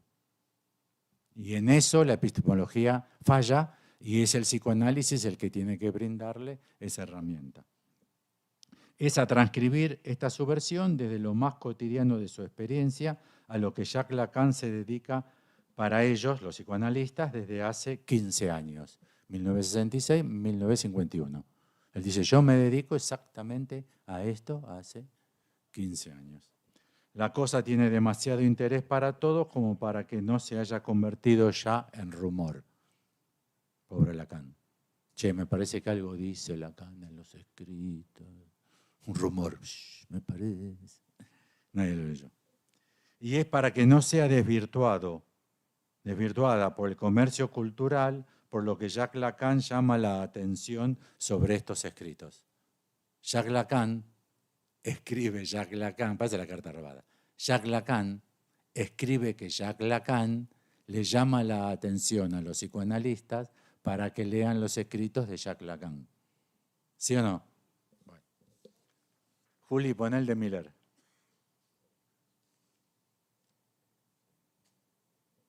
Miren lo que dice en la primera cita tramposa que Miller hace de Lacan. Miren qué dice. ¿Cuál es el descubrimiento? El descubrimiento del psicoanálisis es el hombre como animal hablante. Dan ganas de decir, déjame de jorobar. Es una boludez. Eso lo saben los filósofos desde los griegos. El logos, lo que un poquito han pasado por ahí. El hombre como animal racional. Ese logos es de palabra, es de discurso. Eso se sabe desde siempre. ¿Cuál es el descubrimiento que Lacan pone en sus escritos? El descubrimiento de Freud por Jacques Lacan de que el inconsciente es lógica pura. ¿Qué dice Miller? ¿Qué dice Lacan? Que el descubrimiento es que las personas hablan. Dan ganas de... ¿O no? Es tremendo, es una degradación absoluta. Pero no sé si se lo huelen. Es muy sutil. Miller es un autor de un vuelo intelectual y una cultura. Lo de Jacques Lacan corre para las luces. ¿Eso les pareció? Entre Real Madrid y Barcelona. Lacan fue para el lado de las luces, ¿no? Para el Barça, ¿sí? ¿Y Miller para dónde va? Con el descubrimiento del psicoanálisis es el hombre como Aníbal hablante. ¿No va al romanticismo? Hablar. Lógica pura. Tiende a la lógica pura eso. Bueno, un poquito más. Un poquito, ¿eh?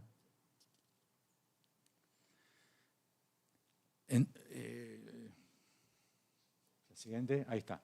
Este es un autor espectacular. Se dice que el cogito cartesiano es plagio. La duda metódica de Descartes, pongan en cualquier duda metódica cartesiana, lo primero que va a decir es plagio. Hay una polémica enorme porque es plagio. Lo plagió a este. Miren las fechas. 1580, 1581 o 1637. Libro Fernando Sánchez, no, Francisco Sánchez no sabemos su nombre. El padre era un judío converso que escapó de la Inquisición y se cambió el nombre, así que no sabemos cuál era ni siquiera el apellido de la familia. Este se llama Francisco Sánchez. Es notable que sea con Z, porque todos los conversos tienden a escribir Pérez, Sánchez, en esa época con S, que es la pista por la cual España y demás dan la ciudadanía a los que expulsaron, si te llamas con S. Bueno, este no se sabe su nombre. Miren cómo se llama el libro de él. Que nada se sabe. Tremendo, ¿eh? 1580, también era médico, también escapó de varios países por problemas de persecución de la iglesia. Entienden el ataque a la iglesia de esto, ¿no? El Papa no sabe. Nada se sabe. Pumba. Es una frase, este es un lógico. Vamos a leer 4 citas. Acelero un poquito, que me fui mucho en comentarios. Lo que dice Francisco Sánchez. Es lo mismo que dice Descartes, pero más radical. Página 43 de mi edición. Lo que yo buscaba era algo que pudiese satisfacerme y darme absoluto reposo. Pero nada hallé que pudiese... Descartes, 100 años antes empecé Descartes. Pero nada hallé que pudiese colmar mi deseo. Indagaba entre las cosas que habían dicho los antiguos, Aristóteles, preguntaba a los que estaban presentes, los maestros, y todos venían a contestarme lo mismo, no siendo sus respuestas capaces de satisfacerme por completo.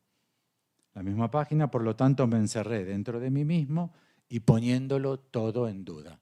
¿Ven cómo se pierde la verdad? Poniéndolo todo en duda. Cristo resucitó. Uno va a decir, poniendo todo en duda. Cuando pones la palabra todo, no te queda nada, ¿eh? No es más o menos. Si los leen van a ver que es un argumento lógico radical. A mí me parece más que Descartes. Página 44, me desesperé, pero persistí en mi tarea y más aún torné, ahí lo tipié mal, torné, no tomé. Las letras se me confundieron. Torné a preguntar a los hombres doctos, a los maestros, deseando con avidez que me mostrasen la verdad. ¿Y qué obtuve de ellos? Cada uno se había fabricado una ciencia, amasándola, ahí va con una minúscula, amasándola con fantasías propias y ajenas. ¿Ven que es la fundación de la ciencia? Nada se sabe, los maestros no saben, dicen cualquier cosa, pura fantasía. No, es que la luna va para allá y hay un planeta misterioso que después la hace ir para allá y después da media vuelta, vuelve por la esquina y vuelve para allá. No sé si conocen el sistema de Ptolomeo. Hoy el taxi me trajo acá lo mismo, como parecía Ptolomeo el chofer. Di vueltas acá, bloque, acá, allá, hacíamos así. Página 47. Tampoco esperes de mí una... Esto es fuerte, ¿eh? Tampoco esperes de mí una expresión refinada y elegante, pues si me pusiera a escoger las palabras, la verdad se me escaparía entre los dedos. Si buscas un estilo brillante, pídeselo a Cicerón, pues tal era su oficio. Yo hablaré con suficiente belleza si hablo con suficiente verdad. ¿Ven cómo incluso corta el romanticismo en el sentido de decir lo lindo, decir lo bello, el poeta que expresa, porque el poeta, ¿qué expresa el poeta? ¿Qué dice el poeta? La poetisa. ¿Qué dice el poeta? ¿No dice lo que no se puede decir? ¿No? ¿O todos hablan de lo mismo? No. Dicen lo que no, hablan de lo oscuro. ¿Y cómo hablan de eso oscuro? Bellamente. La ciencia de las luces va hacia la otra dirección. Entonces, de Francisco Sánchez, yo no sé, tú no sabes. Vieron que él desesperó porque él no sabía. Le fue a preguntar al otro y dijo, lo que me dicen es cualquier cosa, esto saben menos que yo. Yo no sé. No es el dudo de todo lo que sé de Sócrates, ¿eh? Solo sé que no sé nada. Sócrates, ¿se acuerdan? Entonces es, yo no sé, tú no sabes, el maestro no sabe. Y a partir de ahí, obviamente, se cae en el agujero el maestro, el máster, el padre, el jefe, el señor feudal. Francisco Sánchez. Bueno,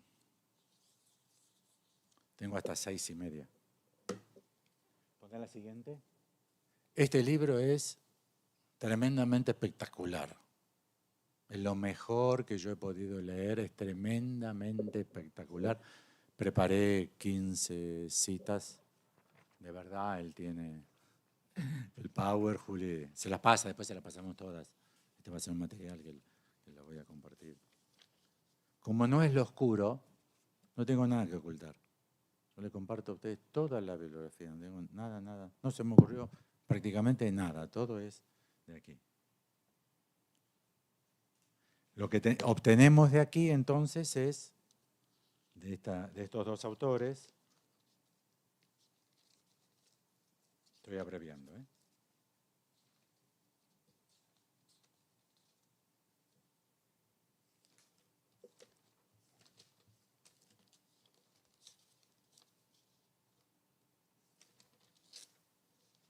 Estoy perdiendo el tiempo en vez de abreviar.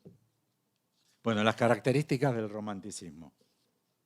El romanticismo, quiera sea o no, es una crítica moderna a la modernidad. Ahí tenemos. ¿Se entiende? Llegamos a la modernidad a partir de toda esta transformación económico, religiosa, social, familiar, ideológica, este trastorno generalizado de los poderes y de los valores, llegamos a la modernidad. El romanticismo es la crítica a esa modernidad hecha desde la modernidad. No es desde África, desde la India, desde la China. Son los mismos británicos, ingleses y franceses, donde se produce la revolución científica y el iluminismo, los que adoptan una posición contraria. Esta posición se caracteriza por, pasar directo a la que dice 3 arriba. Más, esa. Se caracteriza por desencanto del mundo. El romanticismo es desencanto del mundo, o sea, el mundo no me encanta, no me gusta. Voy a traer un hijo a este mundo. ¿Vieron que se dice así en vez de no quiero tener hijos? Se dice, ¿y qué? Voy a traer un hijo a este mundo. O sea, se nota que la gente está desencantada del mundo. Hay un desencantamiento del mundo, la cuantificación del mundo, la mecanización del mundo. Ahí lo tienen en polémica a Heidegger con Lacan. Heidegger dice, hay que volver al molino de viento o al molino del río, que no transformando la naturaleza hacen que quien vive en armonía con la naturaleza no la destruya. En lugar de la central hidroeléctrica que obtiene la energía del mundo, la acumula y se la quita. Lacan justamente sostiene la máquina. En la carta robada o seminario 4 o Freud, Hegel y la máquina del seminario 2, Lacan sostiene que es justamente como una máquina. Y Heidegger dice, desde la selva negra, vestido como un bávaro. ¿Vieron las fotos de Heidegger con el shortcito y los tiradores?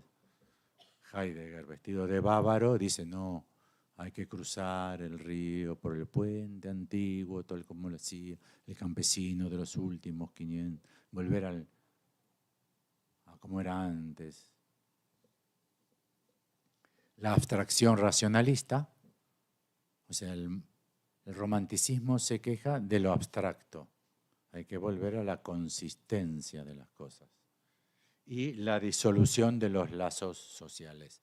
Es por eso que Heidegger, por ejemplo, mismo, en una página genial para justificar su nazismo y su antisemitismo, dice, los judíos lo que han hecho, esto es los cuadernos negros, que acaban de ser publicados, completos en español, 2018, 2015, en alemán, 2018. Dice, lo que han hecho los judíos es crear la sociedad. Por eso la sociología es una ciencia judía. Lo que tenemos que hacer los alemanes es volver a la comunidad. Es buenísima esta idea, ¿eh? La oposición de comunidad a la de sociedad. ¿A quiénes comprende la sociedad? En Brasil, ¿a quiénes comprende la sociedad brasilera? A todos, ¿no?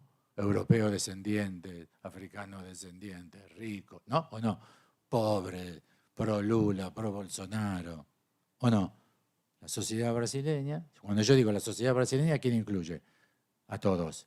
Versus la comunidad, que ¿quién es la comunidad? Los que tenemos algo en común. Vos no. Disculpame, vos no. Vos, nena, tampoco. No, vos tampoco. ¿Entiende cómo se funda la comunidad, no? Poniendo como a alguien afuera. Los que no tienen el rasgo común, los que no son rubios, altos, de ojos celestes. Los que no tienen ese rasgo, entonces no son parte de nuestra comunidad.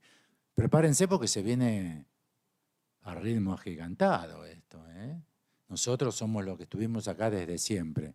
Y los que vienen, esos no son de la comunidad. Piensen en los balseros africanos, si quieren pensar en alguien. Esos no son de la comunidad, ¿no? La Meloni los mira morirse ahí desde Lampelusa y dice, hoy se murió en 300, hoy se murió en 400, hoy se murió. Pero no son de la comunidad, no son de mi comunidad, ¿entienden? En cambio, si uno propone sociedad, los incluye a todos. En el romanticismo se ha hecho entonces, respecto a los lazos sociales perdidos, hay que volver a reforzar las comunidades propias. Los separatismos, todos los separatismos que aparecieron en los últimos 30 años, también proceden de este movimiento. De pronto, los catalanes no somos españoles. No somos españoles, somos catalanes. Bueno, pero la sociedad nos comprende. No. Nosotros somos nosotros, ustedes son ustedes. Esto es, en este libro está muy bien descrito cada capítulo, no tengo tiempo para proponérselo. Y finalmente la siguiente está muy buena. Esto, la inteligencia. ¿Qué comprendía la inteligencia antes? La inteligencia antes era del tipo antiguo, teólogos, escritores, poetas. Esos cultivaban lo que había que cultivar.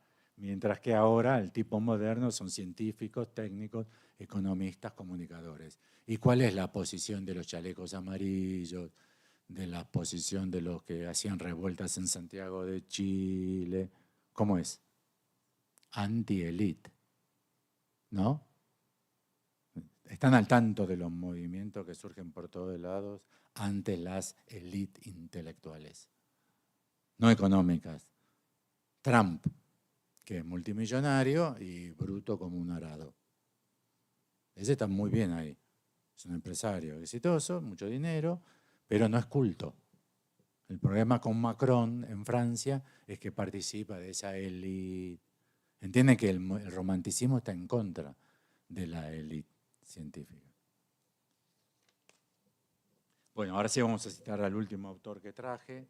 Este no tiene el desarrollo y la fama, es un psicoanalista. Siguiente, ahí está. Abraham Godínez Aldrete. Tiene un artículo magnífico que es el ejercicio del deseo en la modernidad. 2 puntos, la influencia del romanticismo alemán en la concepción del inconsciente en la teoría psicoanalítica. Le quedó medio largo el título. En la teoría, bueno, yo no escribí bien, en la teoría psicoanalítica de Freud. Pasamos a la siguiente. La siguiente. Página. Al igual que los románticos, Freud admite que la vida consciente se encuentra en comunicación con una realidad fantasmática, más vasta que la organiza y la determina. O sea, la conciencia está totalmente limitada y está determinada por lo inconsciente. Tesis. Aunque Freud admite la confusión entre la realidad y la fantasía, trata de explicarla en términos psicológicos y quiere comprenderla con elementos de la razón. Por eso el psicoanálisis no es literatura romántica. Está en el problema, ¿eh? Yo digo que el psicoanálisis, salvo esta orientación hacia las luces de Lacan, que justifica la formalización matemática, que los psicoanalistas sienten que eso no es psicoanálisis, es romanticismo, y que Freud es romanticismo. La siguiente, última, página 145, 141 del texto de Aldrete. En este aspecto se concentra la paradoja más compleja de la concepción freudiana del ser humano. 2 puntos. Mientras que el deseo, el sueño y lo fantástico tienen una prioridad sobre la ciencia en la concepción del inconsciente, ¿sí o no? Sí, ¿no? Esto es psicoanalítico puro. Lo vuelvo a leer. En este aspecto se concentra la paradoja más compleja, estoy de acuerdo con él, de la concepción freudiana del ser humano. De hecho, lo encontré porque yo estaba con esta paradoja y empecé a buscar en Google artículos sobre esto. Mientras que el deseo, el sueño y lo fantástico tienen una prioridad sobre la ciencia de la concepción del inconsciente, ¿está bien o no? ¿Se trata de que usted lo conciba o de que usted lo sienta? ¿Qué le dice la psicóloga al psicólogo? Bueno, no hay que pensar en tanto. ¿Usted qué siente? ¿Qué siente? ¿Qué es lo que usted siente? ¿Qué es lo que viene de usted? Pero yo no sé lo que quiero estudiar, licenciada. Bueno, hay que quitarse todas las ideas de la cabeza de su padre, de su madre, de todos los colegios, de los chicos. De usted, ¿qué viene de ahí de usted? ¿Cuál es su deseo? Eso que está, no sé, a mí siempre se me ocurre que son los intestinos, porque como es de acá, no se me ocurre que sea del cerebelo, pero bueno. Freud se esfuerza constantemente por traducir lo unheimlich en lo heimlich, por transformar estas fuerzas oscuras en descripciones conceptuales. Tiene razón.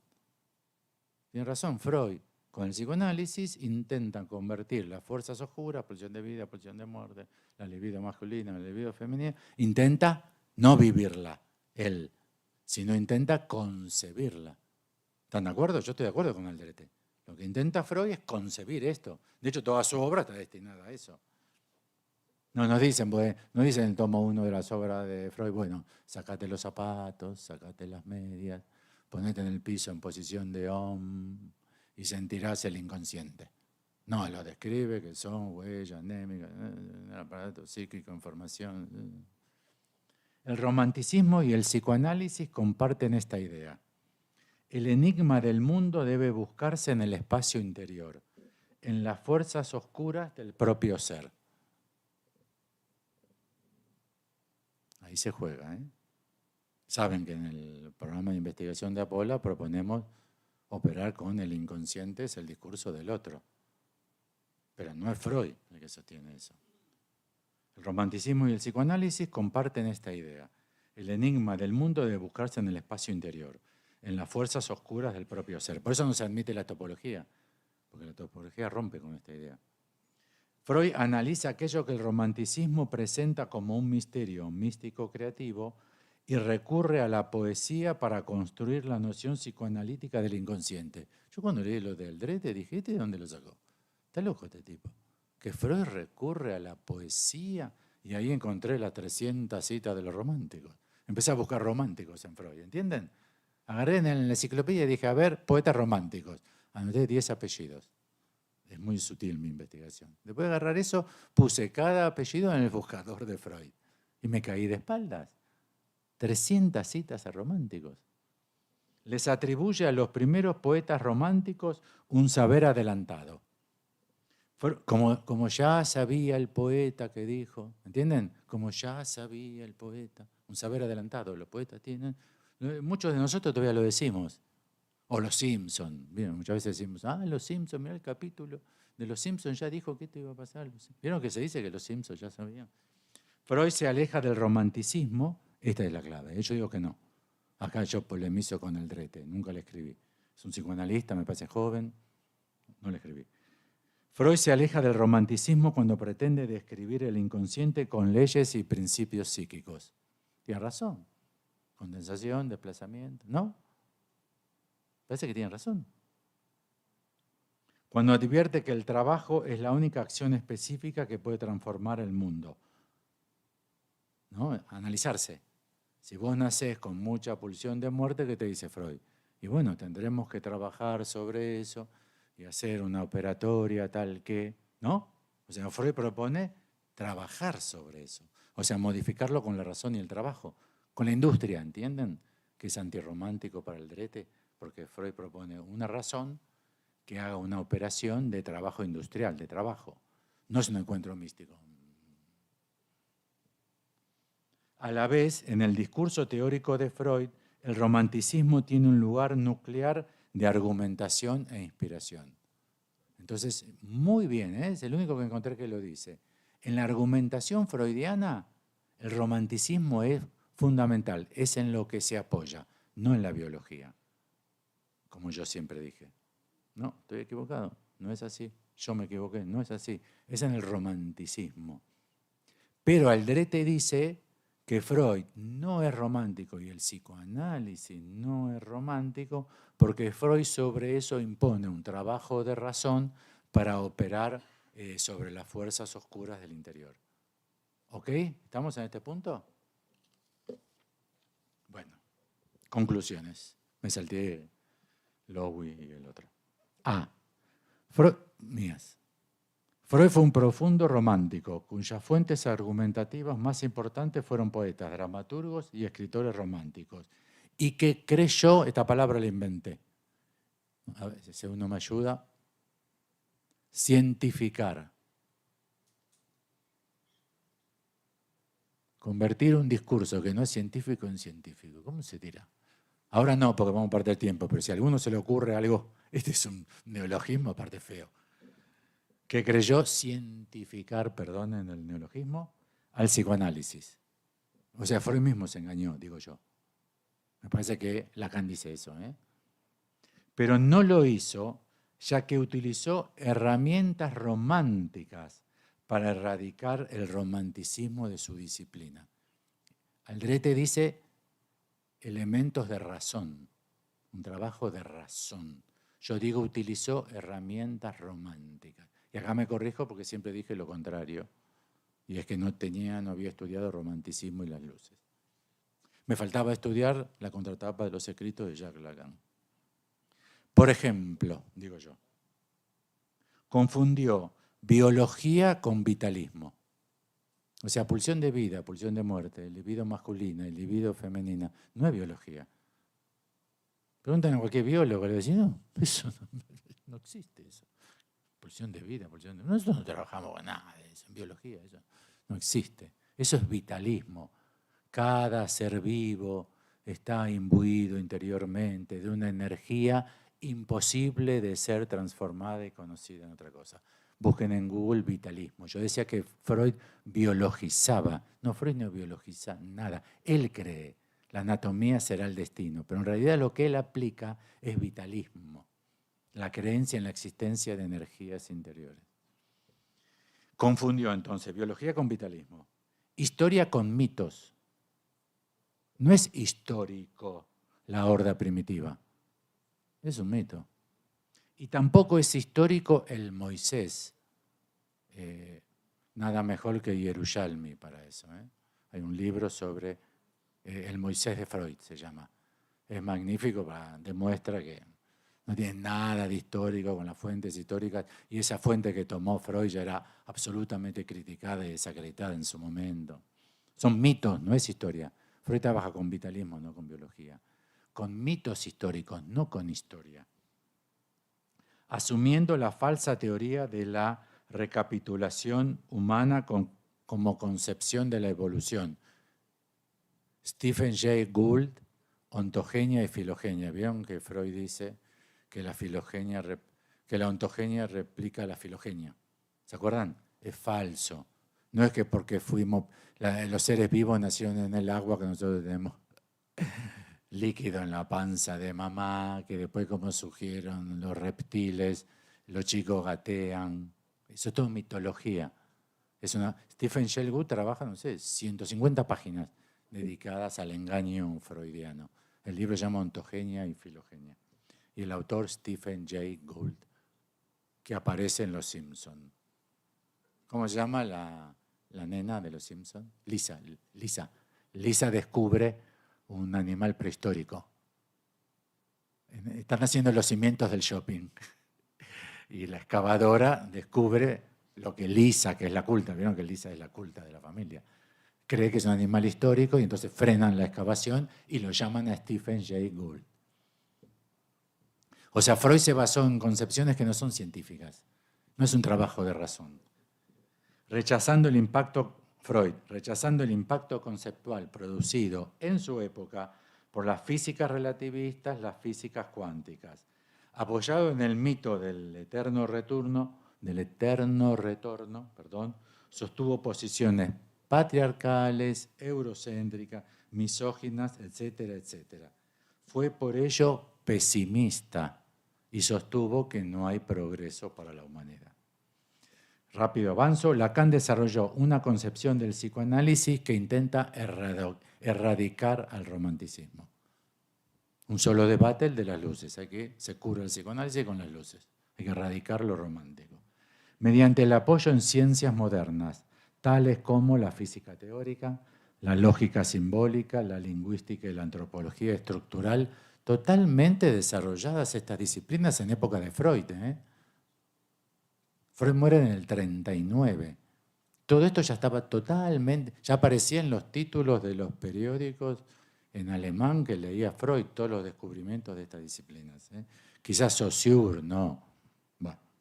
Y las matemáticas puras. Su proyecto apuntó a la formalización y al matema, o sea, el extremo de las luces. Es un proyecto. Como es el mundo científico, no les puedo garantizar que sea la verdad. Es un proyecto, un programa de investigación. C. Los psicoanalistas, tanto freudianos, kleinianos como lacanianos, volvieron a romantizar al psicoanálisis. Sostienen por doquier, tranquilos, serenos, sin conflicto, el psicoanálisis no es ciencia. Así, el psicoanálisis no es ciencia. Listo, ya está. Resuelto el episodio. El psicoanálisis no es ciencia, es una práctica. Psicoanálisis no es ciencia, ¿entienden? Es una práctica. Y yo agrego, y sin darse cuenta dicen que es una práctica artesanal, como un artesano, es una práctica artesanal, de experiencia individual. El analista se analiza con otro analista que se analizó, supervisa con un analista su trabajo de analista y analiza gente que será analista porque se analizó con ese analista, que se analizó con otro analista, que controló con otro analista, que va a tener paciente con otro analista. ¿Entienden? Que acá reina el maestro, ¿no? Ven que es el reinado del maestro. Es como un linaje de analistas. No es un problema de razón. Es un problema de personas. A, que se analizó con B, que se analizó con C. Y hasta hace poco se decía, hace poco, lo que pasa es que yo soy muy viejo, para mí hace poco es 50 años, la mayoría de ustedes no hubiesen nacido. Pero hasta hace poco algún maestro de la Asociación Psicoanalítica Argentina, que había venido de Europa, se había analizado con tal, que a su vez ese tal se había analizado con Freud. Y ya está.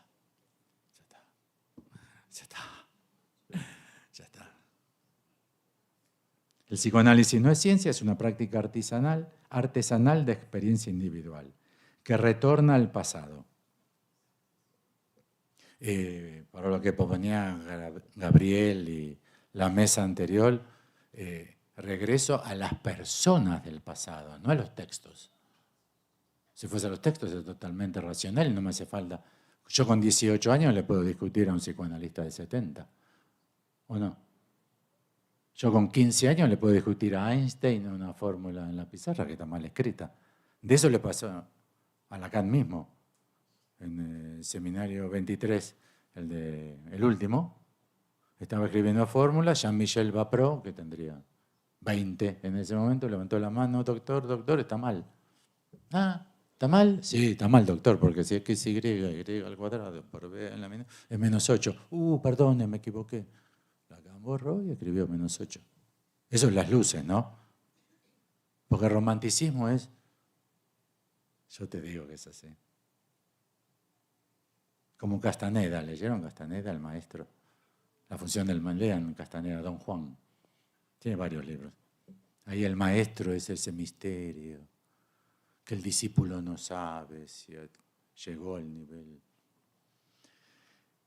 Para terminar, en Apola intentamos racionalizar con orientación científica, más que eso no podemos, al psicoanálisis tal como lo concebimos con miras, no a Freud, con miras al siglo XXI y sus nuevas transformaciones.